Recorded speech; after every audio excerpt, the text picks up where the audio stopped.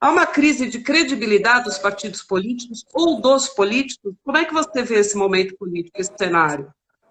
Olha, Paula, é uma história que já vem de algum tempo, né? Vem de longe.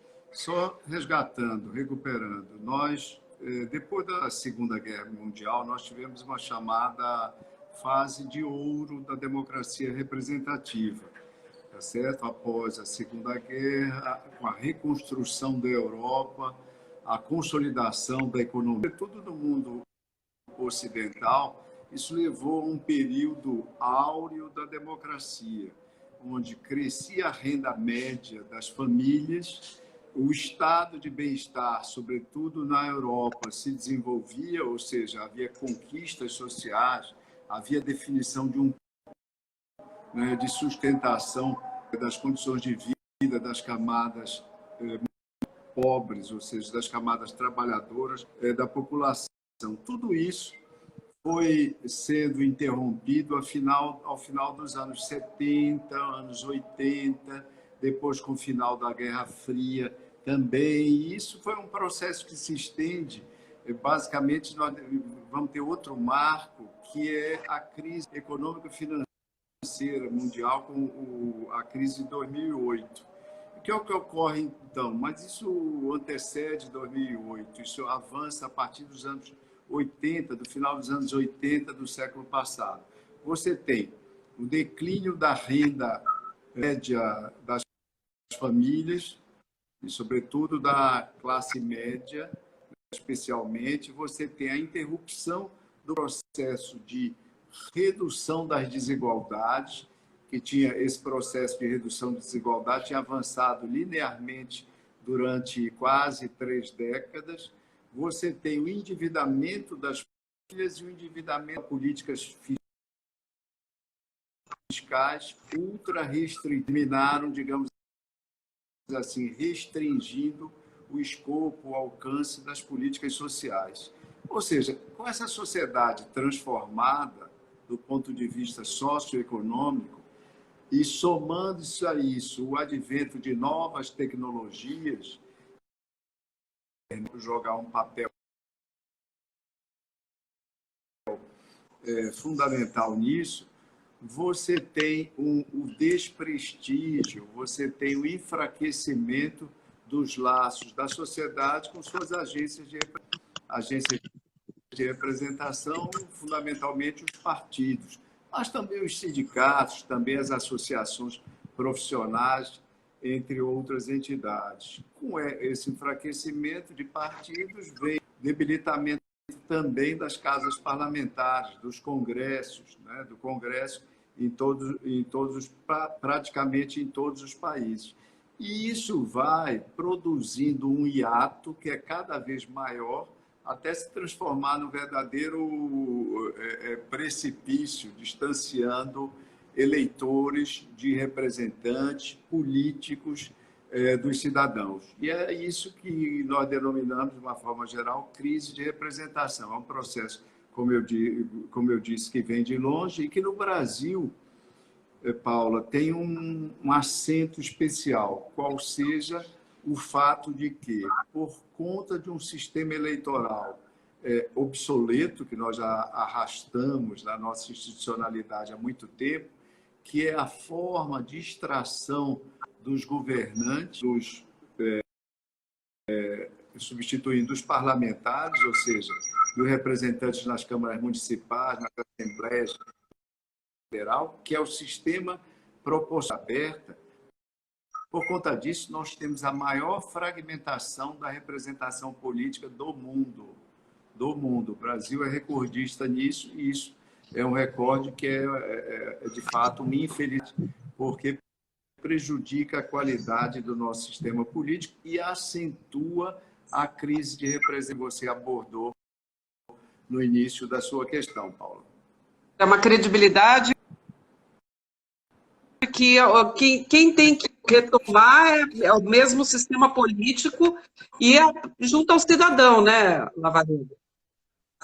Lógico, isso é os partidos têm que se modernizar, eles precisam se modernizar, a atividade partidária precisa se digitalizar, com velocidade, e isso termina ocorrendo um pouco a pressão da realidade. Você veja que essa pandemia provocou uma aceleração do nível de digitalização da sociedade, que os analistas avaliam que nossa sociedade teria avançado nesse processo 5 anos em apenas 5 meses, nos primeiros 5 meses desse ano.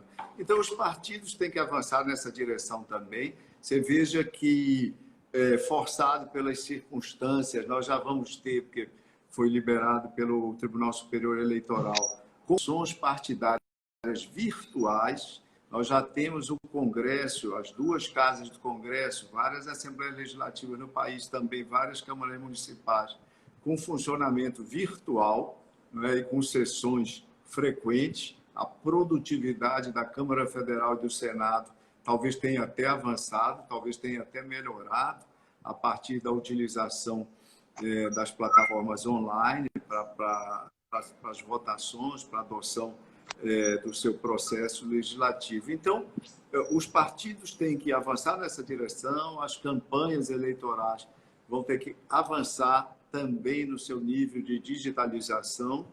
Isso já é mais comum, já é mais frequente nos Estados Unidos, é só ver o que está ocorrendo nessa campanha eleitoral no ano de 2020. O Brasil vai ter que também avançar velozmente nessa direção. Esse eleitor que está longe, que está distante, distanciado dos partidos, ele precisa ser buscado e a internet, as redes sociais, etc., tem que ser pontes, e nesse caso, pontes de mão dupla, porque ensejam, porque possibilitam, ao mesmo tempo que se faz o approach, a abordagem do eleitor, se faz também o diálogo, porque o eleitor utiliza essas pontes também interagindo e enriquecendo a dinâmica partidária. Óbvio que há problemas, Paulo. Estudos já feitos na Alemanha, sobretudo, sobre a utilização da comunicação online na prática partidária, estudos chegaram a uma conclusão que era mais ou menos esperada. Os jovens, os que têm mais vocação para tecnologia, para interatividade nas plataformas, nas redes, etc. e tal, esses assumem uma participação, protagonismo maior nos partidos, né? E aqueles membros mais velhos, menos afeitos, menos vocacionados, por diversos motivos, para a utilização da tecnologia, vão ficando meio que à margem. E isso serve também para redefinir elites partidárias. Revigorar a própria Câmara. Agora, você acha, Lavareda, que com essa pandemia, o cidadão ele se aproximou um pouco mais, principalmente no municipal, as pessoas tiveram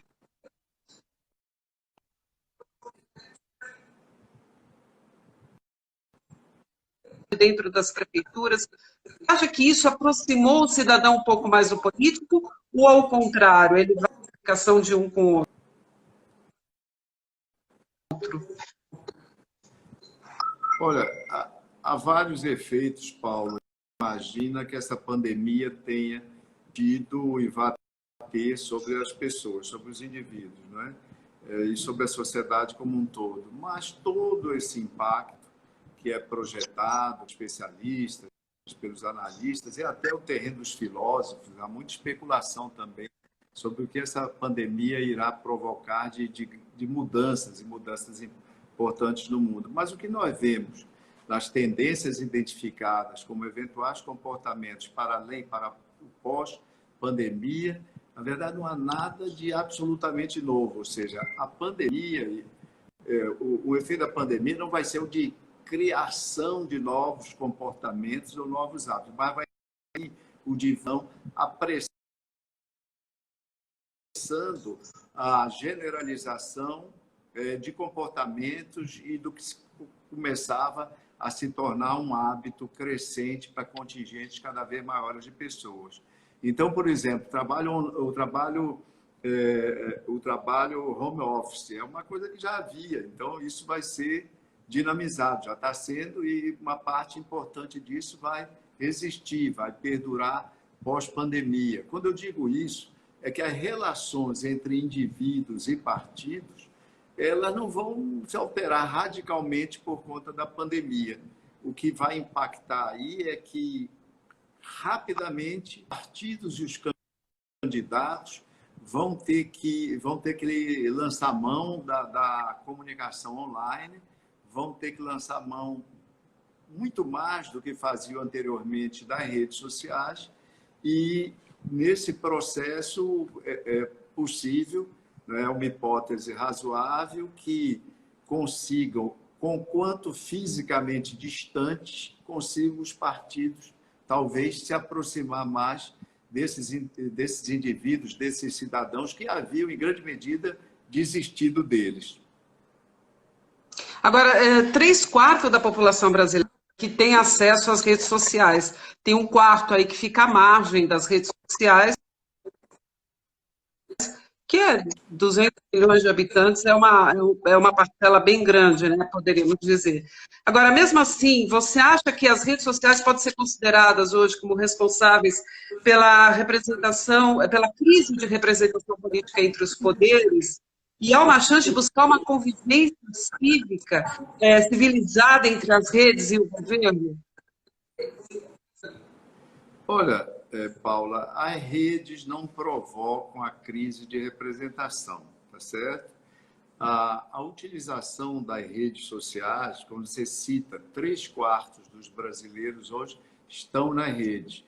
É o mesmo percentual, para nós percebermos o quanto o Brasil avançou nessa seara, esse é o mesmo percentual calculado ano passado nos Estados Unidos. Nos Estados Unidos era exatamente assim, 3 em cada 4 indivíduos frequentavam pelo menos uma rede social, né? Você teve rede social na eleição de 2016, de 4 anos atrás, 128 milhões de americanos, de certa forma, interagiram no Facebook na eleição de 2016, né? Ou seja, eles interagiram das mais diversas formas, com likes, se manifestando, etc. e tal. Foram, do ponto de vista de produção de interações na eleição americana, e nós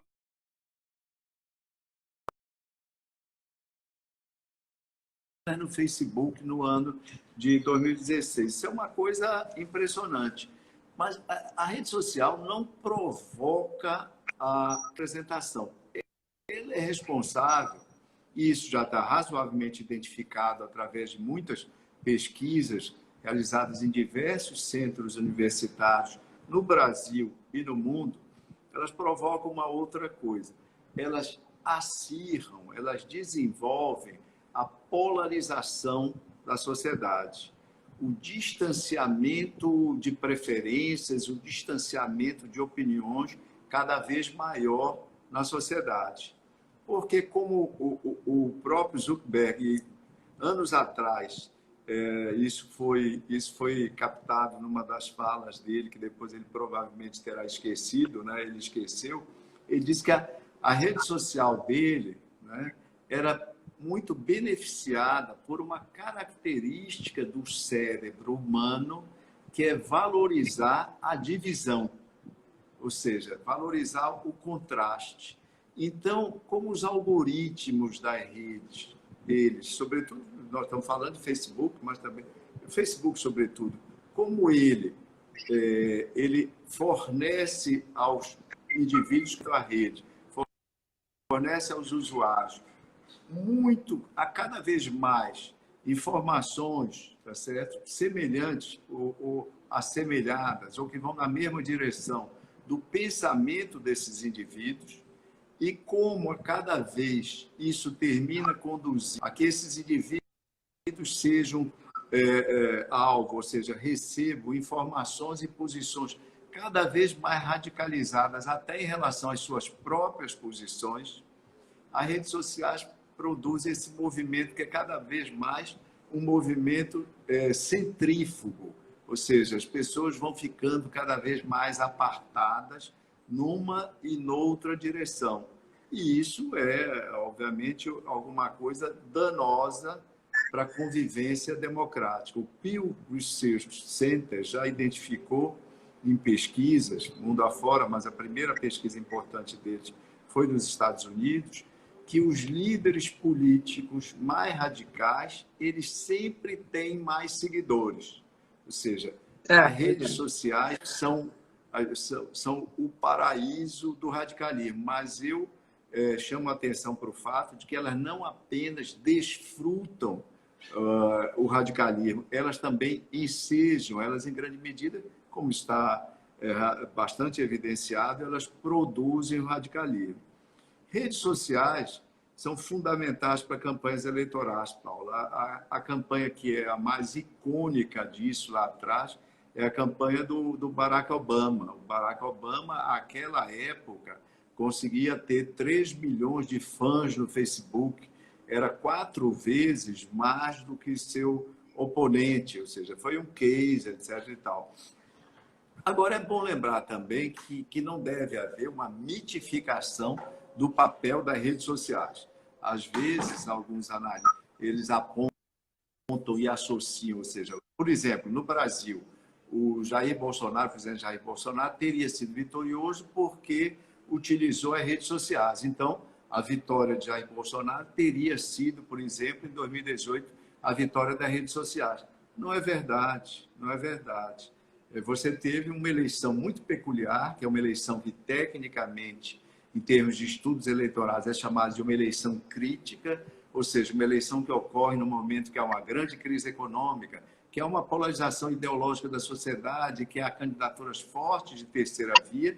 Então, ali não havia televisão, ou seja, a massa de tempo de televisão que o candidato Geraldo Alckmin tivesse, que pudesse vencer essa onda, a onda da antipolítica, a onda do antissistema, que era representado naquela eleição, foi representado por Jair Bolsonaro. Que, traduzindo, na variedade, é o menos pior.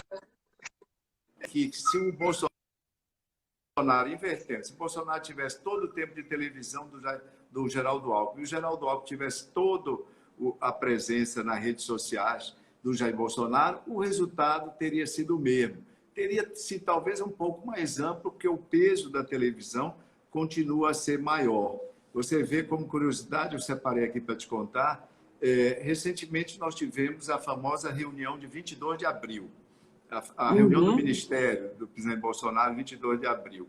Nós fizemos uma pesquisa, o IPESP fez uma pesquisa, perguntando às pessoas, para não perguntar se a opinião de cada um, de cada indivíduo, que às vezes ficam constrangidos em revelar, perguntando apenas se a divulgação da reunião foi positiva ou se foi negativa para o presidente Bolsonaro. Só isso. O resultado da pesquisa, disseram que foi positivo 30%, disseram que foi negativa 59%. Aí, numa outra questão, nós indagamos qual foi o meio de comunicação, qual foi a plataforma onde as pessoas tinham, basicamente, cada uma delas, se informado sobre a reunião. Ou seja, absorvido informações, visto, ouvido, analisado, etc. e tal. Nas redes sociais, o resultado foi 41-49. Quem se informou só pelas redes sociais, Twitter, Facebook, Instagram, etc. e tal, foi 41-49. 41 positivo, 49 negativo, bem perto do empate. Quem se informou basicamente pela televisão, o resultado foi 64 negativo e 24 positivos. Ou seja, e como a televisão ainda tem, nos dias atuais e agora na pandemia, inclusive, sua utilidade foi exponencializada, né, pelas circunstâncias, você tem que a televisão conseguiu imprimir ali a sua leitura. Nós podemos dizer que houve diversas reuniões. Houve a reunião das redes sociais, a reunião dos jornais. Entre quem se informou basicamente pelos jornais, Paula, o positivo foi 11% e o negativo foi 88%. Uau, que diferença! Ou seja, nas mídias tradicionais, foi uma desaprovação maciça à reunião ministerial, ao conteúdo da reunião. E nas redes sociais foi quase um empate, o que mostra também a presença dos eleitores, dos simpatizantes do presidente Bolsonaro nas redes sociais. Então, redes sociais hoje são fundamentais. As campanhas precisam contar com elas, precisam desenvolver estratégias específicas para elas, etc. E tal. Mas não há que imaginar que a rede social, sobretudo para eleições majoritárias, como as eleições de prefeitos que nós vamos ter agora, não há como imaginar que apenas trabalhando as redes sociais um candidato poderá ser exitoso. E só complementando o que eu dizia sobre 2018, Paulo, é muito curioso. Disse, não, a televisão se mostrou absolutamente desimportante pelo resultado. E eu dizia há pouco para você que não era bem assim. E eu tenho mais 2 exemplos. Houve 2 eleições anteriores em que alguns candidatos tinham muito tempo de televisão e seu resultado foi decepcionante. Não conseguiram sequer ou produzir ou ir para o segundo turno. Foi Ulisses Guimarães, em 1989. O MDB, então, tinha o maior tempo de televisão, parecido com o Alckmin agora. É um pouco menos relativamente, mas muito parecido. E o doutor Ulisses teve apenas perto de 5% dos votos, que, aliás, foi a mesma votação do Geraldo Alckmin E que não agora. tinha rede social naquela época, né, Lavareda? Se atribuía ao quê? Ou seja, é eleição crítica. São eleições em que, quando você está na contramão, você pode ter todas as mídias do mundo e você vai ser inexoravelmente derrotado. 5 anos depois de 89, 1994, na eleição presidencial novamente, Orestes Quercia, candidato do MDB, mais uma vez tinha uma massa enorme de tempo de televisão e de rádio, também foi derrotado e também ficou com essa marca entre 4,5% e 5% dos votos, muito parecido com Ulisses Guimarães e com Geraldo Alckmin no ano de 2018, Paula. Pois é, e isso tem a ver que exatamente o cidadão, o eleitor, ele ainda escolhe seu candidato pelo que o candidato imprime a ele, né? Agora, a gente está falando do fundador do Facebook, o Zuckerberg, e recentemente ele falou, ele foi contra uma ação do Twitter, que resolveu classificar os twitters do Trump, agora recentemente, como potencialmente enganoso. Um desses twitters, o Trump falava que qualificava o voto pelo correio fraudulento.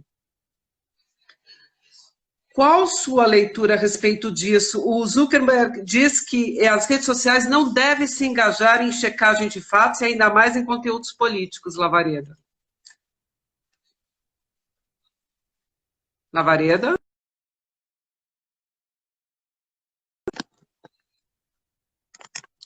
Eu acho que o nosso convidado está de volta. Só um pouquinho, gente.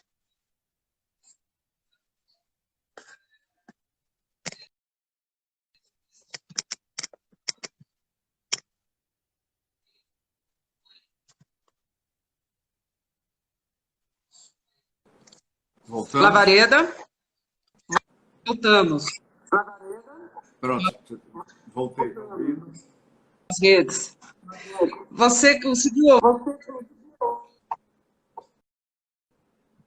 Eu não vi o final da sua pergunta.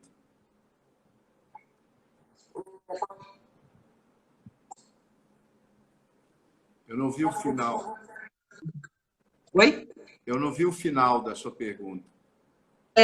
O fundador do Facebook, o Zuckerberg, criticou o Twitter por ele ter feito essa crítica ao tweet do Trump, dizendo que as redes sociais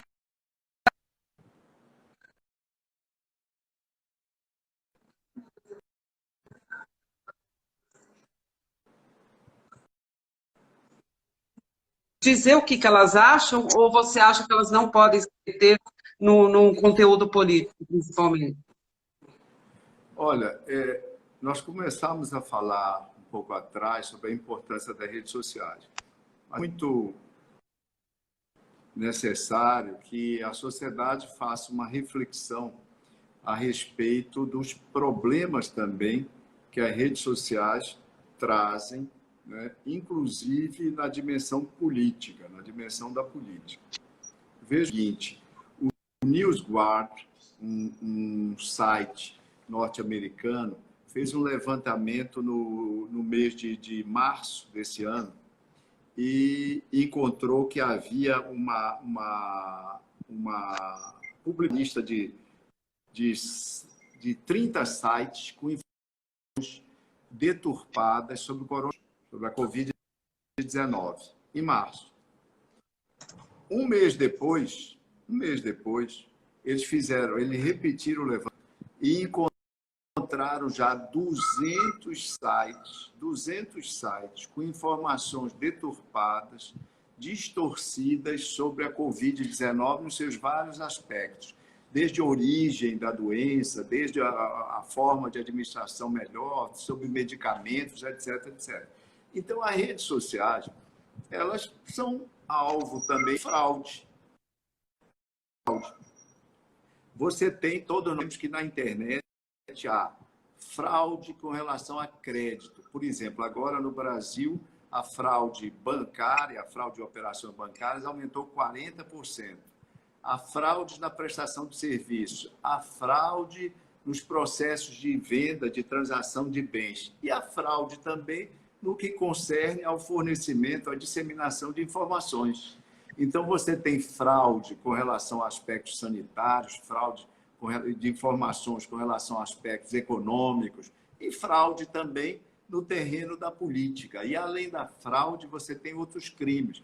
Você tem calúnia nas redes sociais correndo e associada a fake news, você tem injúria, você tem difamação, você tem uma série de coisas. E isso precisa, no momento das eleições, das campanhas eleitorais, isso precisa, obviamente, Paula, de regulação. Isso precisa ser regulado, isso precisa ser controlado. Eu vou fazer um paralelo para você que é interessante. Por exemplo, nos Estados Unidos, há muitos comerciais negativos, propaganda, anúncios negativos em campanhas eleitorais. Muito mais do que no Brasil, sempre. Isso foi sempre assim, tá certo? Por exemplo, em campanhas, na campanha de 2012, o Partido Republicano, na reta final, 100% dos anúncios de TV do Partido Republicano eram negativos, naquela eleição que foi a reeleição do Barack Obama. E, pois bem, o que é que os americanos fizeram lá atrás para tornar isso mais fair, mais justo, para dar transparência ao processo de comunicação política? Depois de uma eleição famosa, a eleição de 1988, do George Bush pai, quando ele derrotou um ex-governador de Massachusetts, o Michael Dukakis, naquela eleição de 88, a massa de campanha negativa na TV foi muito grande. Houve alguns anúncios, alguns comerciais, inclusive, que ficaram célebres pela manipulação, Horton, uma série de coisas, mas a gente levaria muito tempo aqui e nós sairíamos do... Os congressistas americanos, em 2002, eles passaram um ato, tá certo? Um ato que é basicamente de você assumir seu anúncio, assumir seu comercial. Então, em todo comercial de campanha política na TV americana, você, ao início ou ao final, você tem que dizer I'm Lavareda and I assume this message, entendeu? I approve this message. Eu aprovei essa mensagem, né? Eu aprovo essa mensagem. Então, o cidadão fica sabendo exatamente de quem é a autoria daquela informação. A autoria fica ali caracterizada. Nós precisamos, obviamente a internet, a web, as redes sociais são um terreno muito mais complexo do que não, mas nós precisamos de regulação. Nós precisamos fazer, por exemplo, a campanha americana, 100 milhões, o que foi apurado pelas autoridades norte-americanas. Houve uma operação russa que alcançou 100 milhões de eleitores só no Facebook na eleição de 2016. É óbvio que alguma coisa precisa ser feita com relação a isso. É óbvio. As consequências disso, por exemplo, as eleições em alguns estados norte-americanos, como Michigan, por exemplo, foram resolvidas por uma quantidade, um percentual ínfimo de eleitores, abaixo de 0,1%, em torno de 0,1% dos votos. Então, qualquer influência ilegítima precisa ser controlada. Eu dei o exemplo do que a legislação americana fez nos Estados Unidos. No Brasil, fez-se muito mais. Um comercial de televisão no Brasil pode ser suspenso pela Justiça Eleitoral, pode ser questionado, quando questionado pelos adversários, ele tem que ter também identificação de autoria, e a Justiça Eleitoral, como tem feito em inúmeras vezes, em inúmeros estados e cidades, tem suspendido a veiculação de muitos anúncios, etc. Então, é importante, as redes sociais são fundamentais, impensável o mundo contemporâneo sem redes sociais. Você lembra, Paula, de um trabalho com ultra repercussão, com grande repercussão, do professor Manuel Castells, fez um livro chamado Redes Sociais, Redes de Indignação e Esperança sobre as redes sociais, descrevendo o papel democratizante, o papel liberador que elas tiveram, sobretudo nos países ali que viveram a Primavera Árabe, etc. Mas as redes sociais também são alvo, são território de fake news. A Cambridge Analytica utilizou dados pessoais sem autorização dos indivíduos para refinar o targeting, refinar o direcionamento de mensagens pela campanha do Trump, muito possivelmente, como tinha feito na campanha do Brexit na Grã-Bretanha, e isso tudo é danoso, isso prejudica a qualidade da nossa democracia. As eleições são o fulcro da democracia. Se você parar para pensar todo o sistema democrático, mas abstrair a eleição, não tem democracia. Ou seja, É verdade. E a democracia é muito mais do que um método, como dizia o Schumpeter, um teórico importante do cientista social. Elas são muito mais do que um método de escolher e renovar periodicamente dirigentes. Elas, né, a democracia, com toda ela, incorpora um conjunto de valores. Ela constitui também uma visão do mundo, uma visão de respeito aos adversários, uma visão de que você hoje no poder, amanhã poderá e deverá, não é, com a tranquilidade e a civilidade necessárias, assistir o governo do seu oponente, embora fazendo a oposição com a contundência que deva eventualmente fazer, etc. Mas respeitando a alternância, etc. Então, se as eleições são o fulcro do sistema democrático, tá certo? Elas precisam ser preservadas ao máximo, e é muito importante que juristas, legisladores, políticos, analistas políticos, jornalismo, etc. e tal, reflita a respeito e contribua para uma boa legislação que, sem cercear a liberdade de expressão, sem cercear a criatividade das pessoas, defenda a sociedade de robôs, defenda a sociedade de fake news, que são danosas em todas as dimensões, mas são especialmente perigosas no terreno político-eleitoral, Paulo. Não, e eu acho que preparar toda essa população que hoje habita aí as redes sociais para o diálogo, né? Porque não existe democracia sem debate, né, Lavareda? A gente sabe disso. Essas manifestações cada vez mais acaloradas, né? Chegando quase, as pessoas têm que aproveitar e saber que nas redes sociais não precisa só você ser contra o meu candidato, não quer dizer que você seja o meu opositor, ao contrário, é a minha. Hoje em dia virou um campo de guerra muito declarado nas redes sociais, né? Ficou uma linha muito tênue entre o que é debate, o que você prefere, ser contrário. Eu acho que essa educação ainda dentro das redes sociais tem que ser um pouco construída, né? E eu acho também que as pessoas têm que aprender a ver, a ter uma visão do que é uma notícia que foi plantada ali como fake news. Você acha que existe a possibilidade das pessoas terem essa educação hoje de sacar quando ela está lendo alguma coisa que aquilo não é real? Quais são as Lavareda? Eu perdi a pergunta. Quais são o quê, Paula? Eu perdi só o final da sua pergunta. Quais são o quê? Quais são os pontos para as pessoas verem que aquilo é uma fake news? Você tem isso dentro da sua cabeça? Olha, há caminhos hoje que vão sendo esboçados. Em primeiro lugar, cresceu muito, mundo afora, Brasil também já há, as agências de checagem. As agências de checagem têm cumprido um papel muito interessante e que isso tem que ser incentivado, tem que ser valorizado, etc., porque é muito importante. Segunda coisa, é preciso uma discussão, uma reflexão, uma discussão com os proprietários, com as empresas proprietárias das redes sociais, que se contam nos dedos de uma mão, né? E talvez não precisemos nem de todos os dedos de uma mão, né? Para identificar isso. Precisamos ver o uso desses algoritmos, porque os algoritmos, os algoritmos atualmente utilizados são deliberadamente ou involuntariamente polarizadores. É verdade.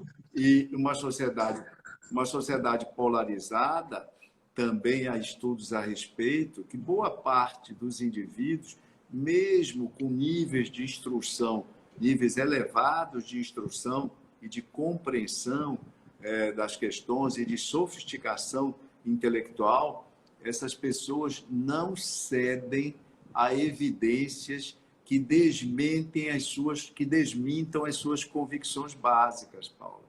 Ou seja, para essas pessoas polarizadas, excitadas pelo radicalismo, nem as evidências trazidas pelas agências de checagem, legitimando ou deslegitimando pretensas fake news, é suficiente. Mas, de qualquer forma, pela ordem, agência de checagem, o papel delas cada vez mais importante.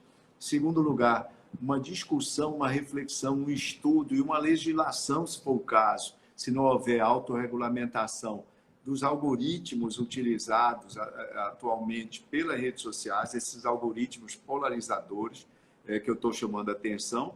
E, em terceiro lugar, e você tem toda a razão, é uma elevação da consciência, um processo de conscientização da sociedade, dos indivíduos, etc., para que evitar a manipulação.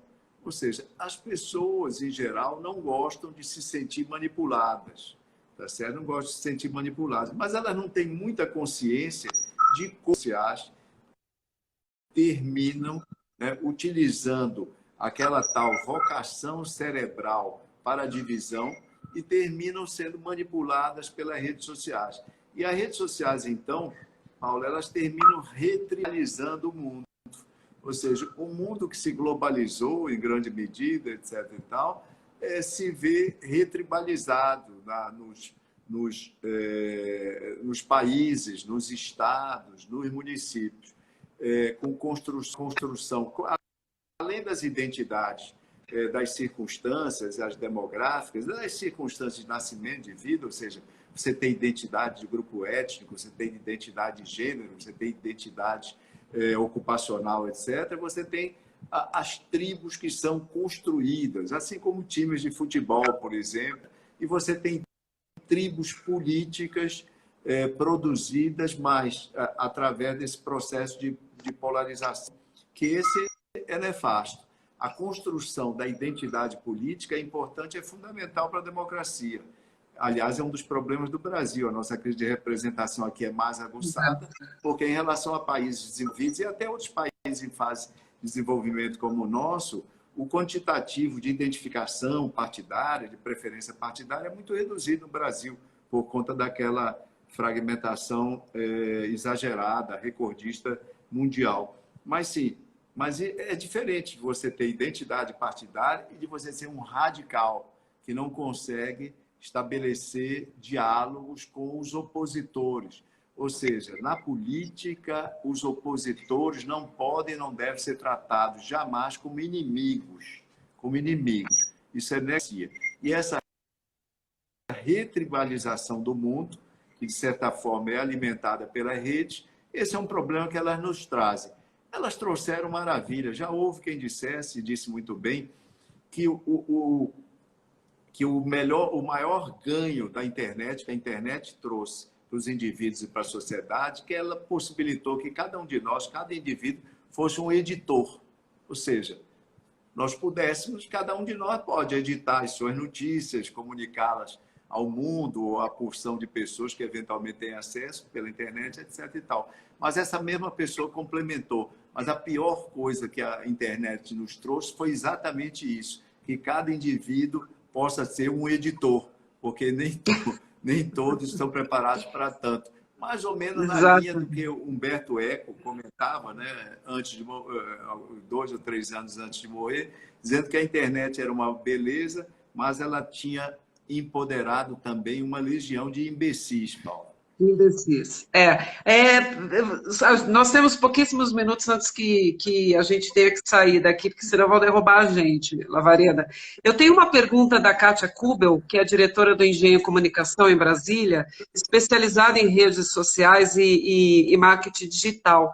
Ela pergunta se você acredita que a pesquisa intitulada de Social Listening, que é o monitoramento de rede social, pode ajudar o candidato a manipular seus eleitores, já que a gente está falando de manipulação. E eu não estou falando de fake news, eu estou falando de manipulação da preferência eleitoral. Você acredita nisso?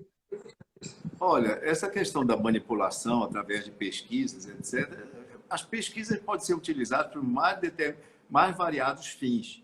Ou seja, um candidato, um partido político pode identificar, por exemplo, os principais medos vigentes na sociedade naquele momento e, através de todo, desenvolver uma estratégia de comunicação para alavancar o medo, para explorar o medo, para tentar traduzir aquele medo em algum apoio eleitoral para a sua bandeira ou para a sua chapa, para a sua candidatura, etc.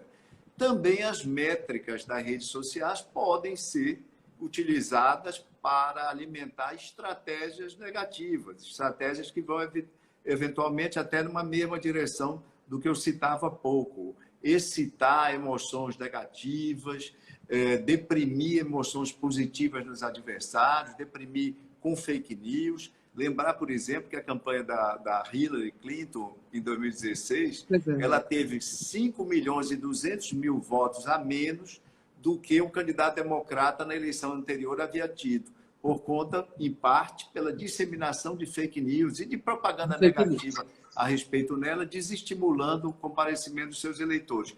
Mas eu não acho que pesquisa possa ser responsável, que pesquisa seja responsável, quer pesquisas de métricas nas redes sociais, quer pesquisas de opinião, etc. e tal, de opinião pública na sociedade, tomando o universo de eleitores, elas possam ser intrinsecamente negativas. Não são. Elas são absolutamente úteis. Todo procedimento que tem a ver com promoção de conhecimento é sempre importante, é sempre valioso. Agora, sempre pode ser deturpado. O exemplo clássico é o exemplo da energia nuclear, Paulo. Pois é, a informação é sempre usada para o bem ou para o mal, né, Lavareda? A gente sabe disso. Lavareda, eu tenho tanto assunto para falar. Eu queria falar sobre uma entrevista que o Mourão deu o ano passado sobre íamos saber se era um soluço a eleição do presidente Bolsonaro para ir para a centro-direita ou não, mas o nosso tempo ficou pequeniníssimo, né? Eu acho que, mas te agradeço aí em atender a nossa live. Sabe que eu sou sua fã aí em comportamento eleitoral, acho que não tem ninguém no Brasil melhor do que você para falar sobre isso. E vamos ver se a gente conversa um pouco mais para frente, mas queria que você deixasse um recado aí de o que será essa eleição. Essa eleição, Paulo, primeiro dizer que foi um prazer conversar com você, sempre é um prazer, você sabe a admiração que eu tenho por você pelo seu trabalho. Eleição desse ano, do ponto de vista de eleições municipais, é a eleição mais imprevisível que nós vamos ter. Ou seja, é uma eleição totalmente diferente das outras, não só porque a campanha se dá em circunstâncias bem diferentes, como também porque nós vivemos um período da vida política brasileira de muito estresse, de elevada polarização, de crise econômica também, afora a crise sanitária, de crise institucional por conta do conflito entre os poderes do Estado. Então, é uma eleição absolutamente diferente de todas as que já tivemos antes. Agora, uma característica comum com pelo menos uma delas, vai ser uma eleição bastante nacionalizada, vai ter um teor de nacionalização. Não significa que os eleitores de Ribeirão Preto, os eleitores de Nova Friburgo, os eleitores de Juiz de Fora, os eleitores de Caruaru, etc. e tal, vão votar guiados apenas por questões nacionais. Não, mas nessas cidades, e principalmente nas capitais do país, a componente, um teor de nacionalização vai estar bastante presente. Isso ocorreu no outro momento da vida brasileira na Nova República, que foi em 1988. As eleições municipais de 88 foram bastante nacionalizadas, por uma série de fatores que agora o tempo não vai dar para a gente abordar. Fica para outra conversa, Paula. Fica para uma outra conversa, com certeza. Mas obrigada, Lavareda, por ter aceitado e por ter dado essa aula para a gente. Nada, foi um prazer conversar com você. Obrigada, beijos.